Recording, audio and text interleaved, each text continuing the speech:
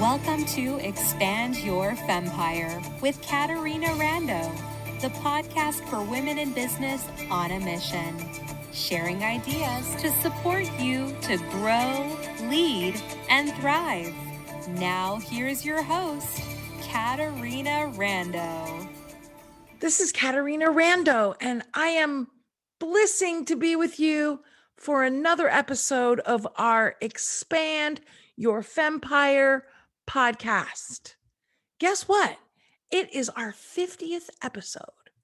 Now, normally when we do all of our podcast episodes, my intention is that they are evergreen, meaning anytime you listen to them, the topic is applicable to what's going on with you in your business or your life right now.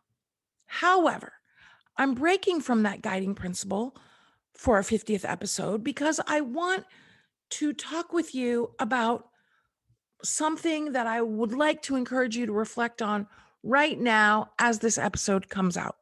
And that is that we're at the midway mark of the year. It's the middle of the year. And while we started the year in the middle of a pandemic, we are beginning to be in the post-pandemic lifestyle.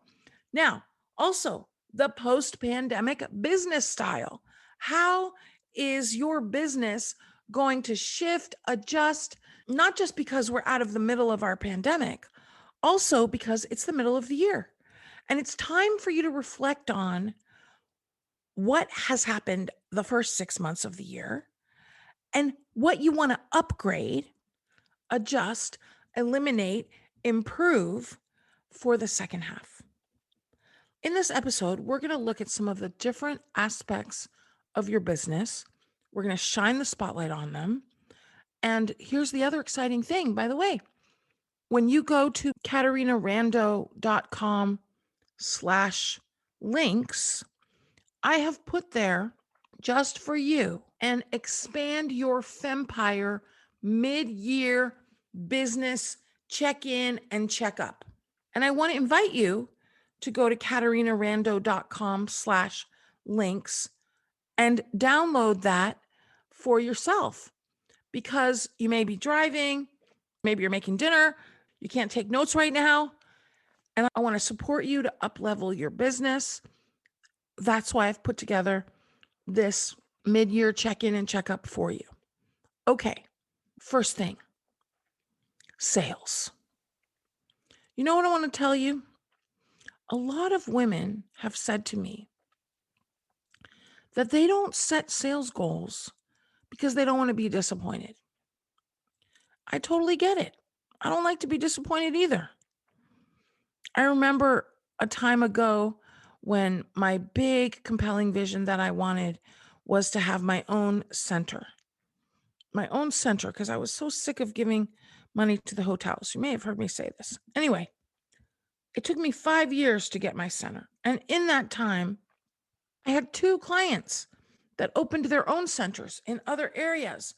And of course, I was blissing for them, but it made me more and more frustrated. Where was my center? Where was my center? Here's what I want you to know. The reason why we set goals is not only to get our goals, it's to force us or support us to keep looking at what else can I do to get my goal? How can I adjust? I want to let you know that sometimes it takes longer than we think it's going to take to get our goal. That's okay, as long as you keep at it. The thing about goals is you don't just set them and let them go. You set them, you put together a plan to reach them, you review that plan every single day. Therefore, every day you can look at, what else do I need to do? How else can I get there? The idea is that you work your goals, you reflect on your goals, you look every day, how can I do better? Not just looking at how can I do better. Start to notice, what are you not getting to? What do you intend to do, but it's not happening? That's a good indication for where you could use some support. And sales is a really great place for this because you might want to talk to 20 people a week and you're not even reaching out to 20 people a week. Well, maybe you could use some support, some email support, some phone support to do some of those reach outs and book appointments for you so that you do the important part, the part that only you can do, which is actually talking to people. The thing about sales that I really want to shine the spotlight on with you is that we have to manage our disappointment and recognize that the goal of everything that you want to do in your business is not just to do it, it's to become masterful at it. How do you become masterful? Well, yes, you become masterful by doing it over and over. The thing is, though, that you become more masterful when you're not only doing it over and over, you're assessing, upgrading, improving, refining, adjusting what you're doing over and over so that not only you are getting better and better, the way you're doing what you're doing is getting more efficient and more effective. Here's what I want to tell you. One of the things that I'd like you to do at this midway mark of the year is to review the values by which you run your business. By the way, we did a whole podcast on this a little while back. If you haven't listened to the podcast about values, I want to encourage you to do that.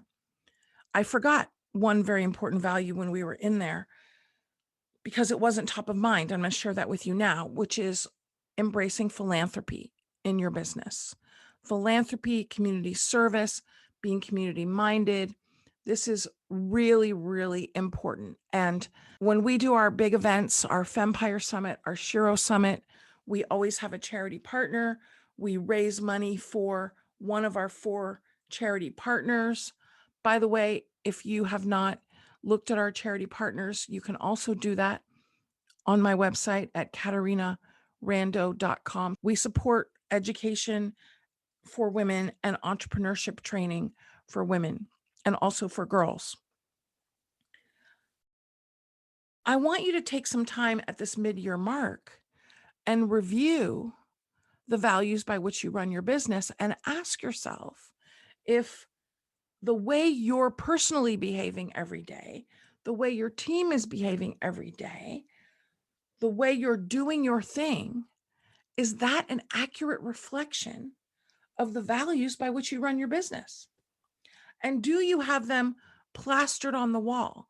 And if I was to ask the people on your team what they are, could they tell me the values by which you run your business? And if not, there's an opportunity for education there. Also, though, I want you to reflect and see if there's any upgrades or adjustments you want to make. Your business is your canvas. I want you to think of yourself like a world-class painter as an entrepreneur, because you do what a painter does. You create from scratch. Your business is your canvas. Your values are the different hues of color that you put on that canvas.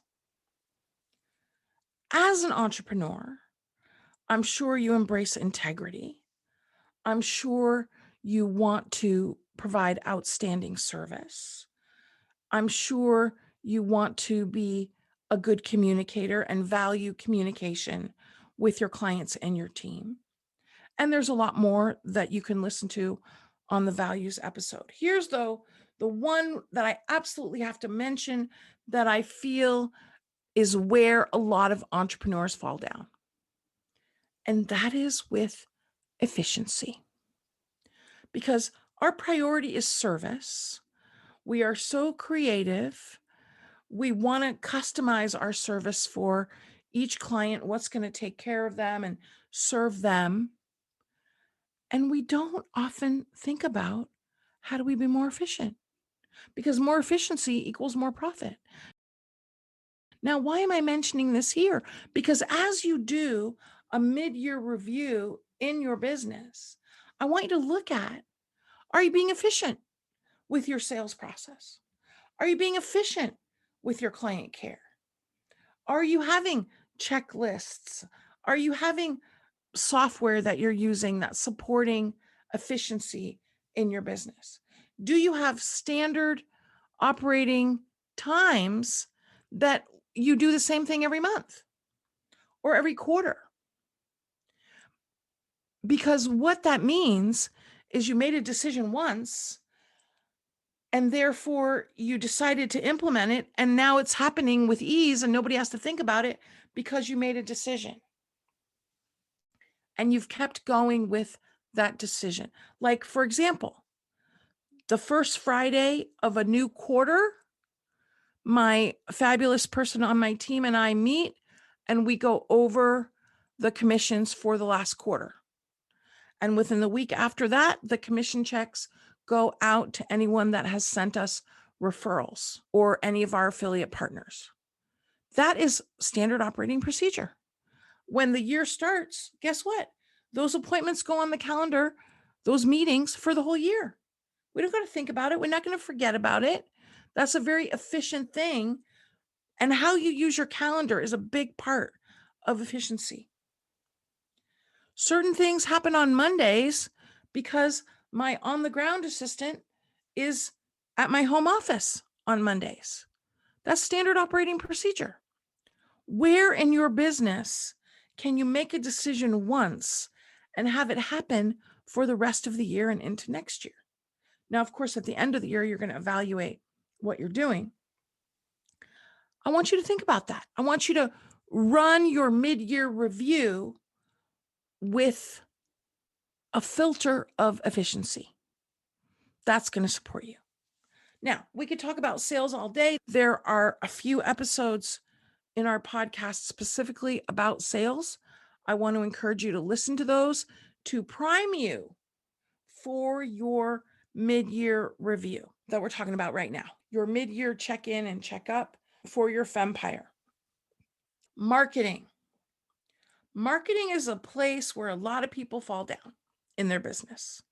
Usually because as the CEO, you're doing marketing activities, not recognizing or embracing that marketing is not your job. Let me tell you what's your job. Speaking in the broadest sense of the word, you're the spokesperson for your business. You're the one in the videos, most likely, or maybe you have someone, but you're the one who's doing speeches. Maybe you're running clubhouse rooms. You're the face of your business. That's speaking. Selling, of course, is your job, unless you have a sales team. If you have a sales team, awesome. Let them do their thing. That's great.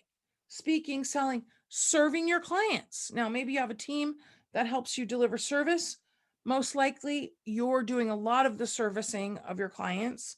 That's your job. Speaking, selling, serving. Strategy, of course, that's your job. Strategy, it's your company. You're the decision maker. You're the planner. You want to be strategic. By the way, what I'm talking about right now are the 5 pillars to expand your Fempire. And there's another podcast episode on this: speaking, selling, serving, strategy. And the last thing that's your job is self-care. Now, as you're doing your mid-year check-in and check-up, I want to ask you about your self-care. Personally, I feel that sleep is the elixir of life. Self-talk, being your own best success coach, is essential as a CEO. Having emotional support around your business, having a coach or a counselor, not a regular strategic business coach, a life coach or a counselor, or being a part of a support group. Because you know what? You don't want to talk about your business too much with your partner. Yes, of course, you want to share with them. The challenge with your partners is sometimes they want to fix everything when you just want them to listen. They want to solve it because they love you. They want to fix it. I want you to have another source outside of your partner for emotional support. That is part of your self-care. Let's talk more about your self-care. Of course, your diet, your exercise, your hydration, all of that's important. You know what else is self-care? Sometimes you have to say no when you mean no. And the other thing is sometimes you want to simply reflect. And I want you to start to pay attention to what doesn't feel good. For example, I have a trip that has been scheduled for a long time, business trip that has been scheduled, not a client related thing, an opportunity to go on a retreat with some amazing women and have some time for me. The thing is, I just wasn't feeling good about going. You know why? Because it was smack dab during my vacation time, which I really want to unwind and not have to do any thinking about business unnecessarily. Of course, I love my business. I want it to come more natural. I don't want to sit in a classroom when I'm supposed to be on vacation. And it just wasn't sitting right with me. It wasn't that I didn't want to go, I just didn't feel excited about it. And then I started to notice, well, why am I not excited? I love these people. I love this place. I like to be there. I always have a good time. Why wasn't it feeling right? Well, it wasn't feeling right because of what I shared with you. And I had to give myself permission to be a no where I would normally be a yes, simply because it didn't feel right and I wasn't excited about it. I want you right now to take some time for reflection. What are you not excited about in your business and your life? And even though maybe you've been doing it for a long time, if it's not still lighting you up, you can make a different decision. You can get support with it. You can delete it from your life. I talked to one of my clients today, and she's involved in an organization. She's involved in the leadership. It's a volunteer organization. And they have several meetings a week for this volunteer situation. And I was thinking to myself, and I discussed with her, I said, is this really what you want to be doing? Now, it's up to her to make that decision. I want you to take a moment to decide for you what is going on in your life that maybe started as a little commitment, but the commitment has mushroomed. Or maybe what did you used to love that maybe you don't love so much anymore? And guess what? This is self-care. At this midway mark of the year, I want you to reflect on where is your time going that maybe you don't want it to go anymore. And this is personal or business. What are you doing that is not lighting you up anymore? Because, my friend, I want you to know that your business is supposed to be your bliss. Self-care, we've just discussed. I also want to make sure you're reflecting on these 5 pillars: speaking, selling, serving, strategy, and self-care, and making sure that you are doing well on all of those 5 pillars. And I want you to look at them all for you in your life and see where you might need an upgrade. Because I want the second half of your business this year to be the better half of your business this year. Now, we sidebarred there. We were talking a little bit about marketing, and we sidebarred because we started talking about the pillars. Here's what I want you to know. Marketing is for marketing professionals. If you're not a marketing professional, get a marketing professional on your team, because marketing is often where people fall down. Marketing takes away from what is your job. Marketing and sales are not the same thing. Your job is to sell unless you have a sales force. If you're doing all the marketing, you're not having enough time for selling. let me encourage you to reflect on that for your business. Let's talk about operations. Now, operations are you effectively delivering your product or service consistently in the same way over and over. Client care falls under operations. Equipment or facilities management falls under operations. Anything that's about the infrastructure of your business falls under operations. The technology you use falls under operations. The software you use falls under operations. And I want you to ask yourself in this area, is there anything you're tolerating? Is there anything that you need to get rid of? Also, by the way, this is a good time to do a inventory of all the technology you're using, of everything you're paying for every month. This gets a little bit into the finance part, but that's okay. And are those invoices where they were when the year started? For example, I just looked at my bill. I won't say what company it was for internet service at my center in San Francisco. The bill is 3 times higher than when we signed up. And guess what? We haven't used the internet in a year. I'm having my fabulous assistant look into that for me because this is an example of fees growing. And if you're not watching, they'll just keep growing. Very, very important that you take some time right now to review all of your things that you're paying for on a monthly basis that you may or may not be using. Also, it's a great time to review. Are you using the processes and the checklists and everything you put in place at the beginning of the year? Has anything fallen off because it was new in the beginning of the year and you haven't been as focused on it? One of the things we did this year, which I'm blissing about, is we made some decisions about when people join a particular program, our Thrive at Sales program, we send them a binder, we send them a pen, we send them a journal, we send them chocolates. That's something we started this year because of the pandemic. Before we would give it to them when they came to class. We have a new fun thing that we send out when people sign up for our retreats, because our retreats are not for several months after they sign up. Where could you use a new decision to serve your clients even better for the second half of the year? One of the things we started this year was sales blitzes, where 3 times a month I invite ladies to come join me in the Zoom room and they work on their sales and we all do it together, like a community working session. Only we start by sharing what our sales goals are for those 2 hours, and then we report our celebrations and our results at the end. It's very fun and it's something I absolutely love.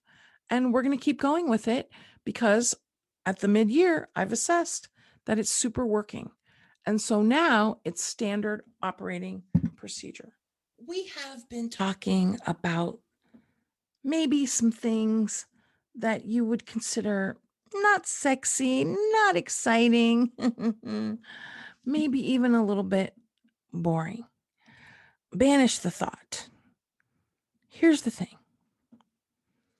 Efficiency is really exciting because it allows you to have more time freedom. It allows you to thrive more in your business, grow more your business. It allows you to not get frustrated because everything's working really well and moving along. Your business is dynamic. There's always new challenges. There's always new projects. And you know what? Those projects, the new thing is always the most exciting thing.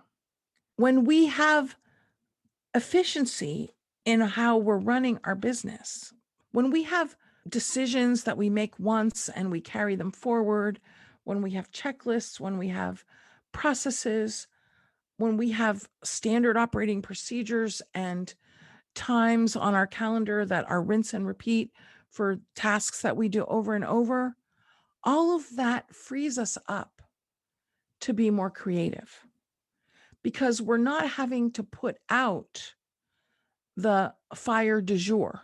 I remember when I first started my business and I didn't know as much about business, there was always lots of fires to put out because I wasn't as good at the planning. I wasn't as good at the calendaring. I wasn't as good at communicating to my team what had to happen. I wasn't as good at managing a team. Now, I'm not saying I'm the queen of that. I feel like I have room to grow on that because there's always another level of mastery, even at those things you consider yourself masterful at. This discussion that we're having today is an opportunity for you to get even more masterful at being the CEO of your amazing business. Okay, that was a pause to remind you that even though it's not always sexy, this check in stuff, it can be very exciting because it's going to free you up for more time freedom, more profitability, more time for your new exciting projects. And that, my friend, is super sexy. Bing, bing. Okay, let's keep our discussion going. So we've talked about sales, we've talked about marketing, we've talked about operations. Let's shine the spotlight a little bit on finance. Now, I make a distinction between finance and sales because sales, of course, is revenue in the door. Finance is how you manage your business. It is the comparison and the profit and loss of what comes in and what goes out and what stays in. It's the decisions that you make about your money in business all fall under the finance umbrella. I want to make sure that you have a bookkeeper that you trust and that you can communicate well with, that you meet with regularly. And when I say regularly, I mean monthly. And then at the end of every quarter, you have a longer meeting with them. And of course, you review your chart of accounts every year, you upgrade, and then you also have a tax professional that you work with, somebody that specializes in maybe your particular industry or at least in small businesses, and that you talk about and you're educated by them about what is tax deductible and what's not, what you can run through your business and what you cannot. And that one of these professionals is paying any taxes that you have in your business quarterly. Now, if it's very small, you could wait and do it annually, but somebody has their attention on making sure that your business is paying all the taxes it needs to pay when it needs to pay them. Also, there's a book that we have started to talk about in my client community, which is Profit First by Mike, and his last name starts with an M, but it's hard to pronounce. Profit First is a book that you may want to look at because the author has a lot of ideas for you that I think you will find very helpful. One of them is that he says to put your money for taxes in a separate account and to take a little bit out every month to put in that account. I am a big advocate for this because when somebody says to me, which I've heard recently more than a few times, so it's on the top of my mind, when somebody says to me, "Oh my gosh, I just got a huge tax bill," I think to myself, "You've been in business a long time. You know, Uncle Sam always wants his share. It's not like a new thing." Well, that's because that person was not planning for taxes. They know they're coming, but they don't do any planning for them. Remember, your business is supposed to be your bliss. This is you being proactive versus reactive in your business, taking a little bit out every month to give to Uncle Sam and putting it in a separate account. So when tax time comes, the money is there and it's available to you. The other thing that you may want to do is have a separate account for philanthropy. Because if you know you give away money every year, maybe you want to make that a budget item and put a little bit every month towards that as a separate account. Up to you. There's more. He talks about more in this book. I definitely like the idea of having different accounts for different things so that you, as the business owner, are not ever feeling like, oh my gosh, I just depleted my bank account because I had this tax bill or this expense or whatever it is that comes up. Also, let's make sure that you're paying yourself, that you have a monthly automatic withdrawal that's going from your business account to your personal account to pay you. Because running your business without paying yourself is something that people do sometimes in the beginning. And in the beginning, don't do it. Pay yourself at least a little bit and then have it get bigger and bigger as your company grows. Make sure you're paying yourself every month. I have a lifetime supply of more things to say to you about finance. I'm going to mention a couple more. One is that you want to have financial surplus in your business. You want to have a great relationship with your banker. You want to get a line of credit from your bank. If you don't have a personal relationship with your banker, get a new bank. Look at community banks, look at credit unions. These are very friendly, many of them, towards small business. And if your credit is not excellent, put attention on that too. Because in business, you want to have excellent credit in case you at some point need to borrow money. That's going to support you. Okay, these are all things that I want you to check in about with your business for this middle point in the year.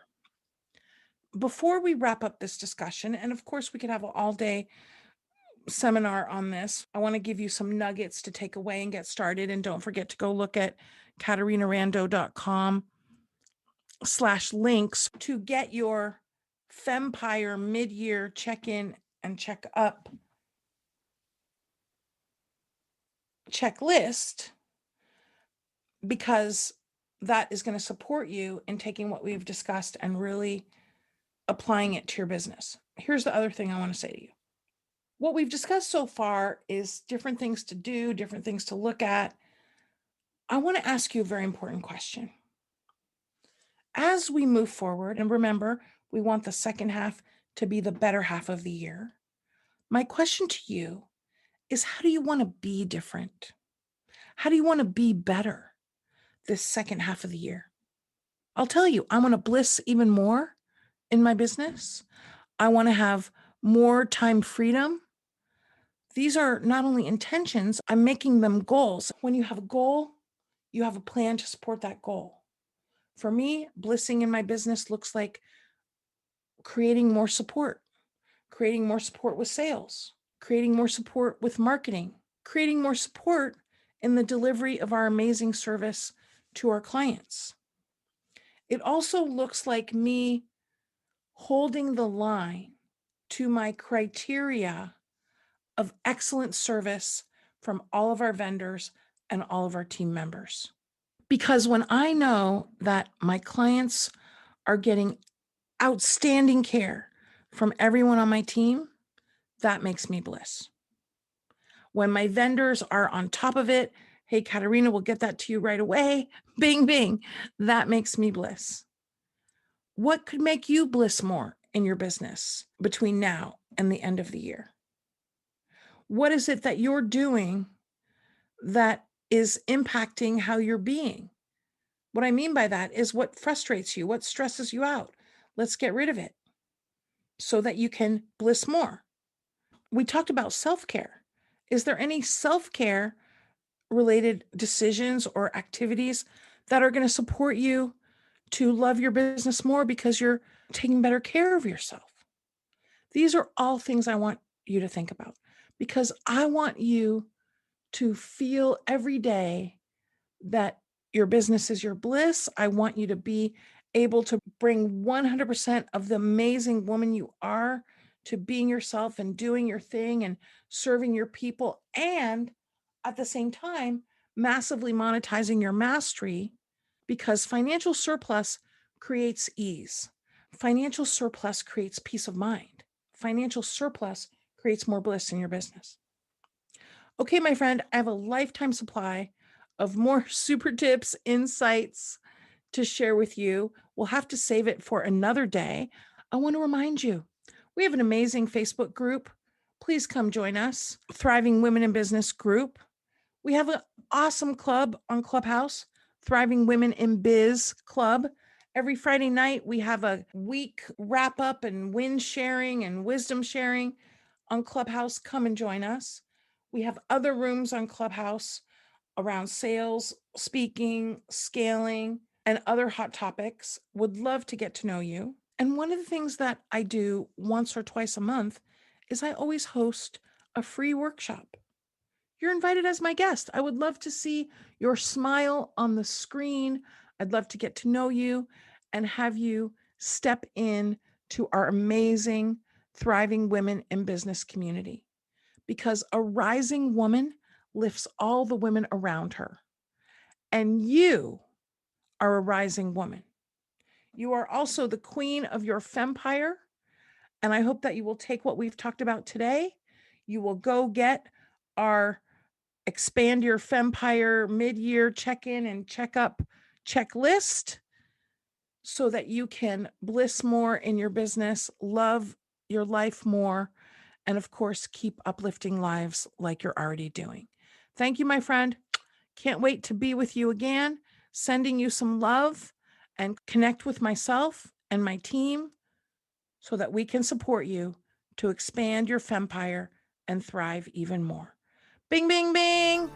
We hope you enjoyed this episode of Expand Your Fempire with Katarina Rando.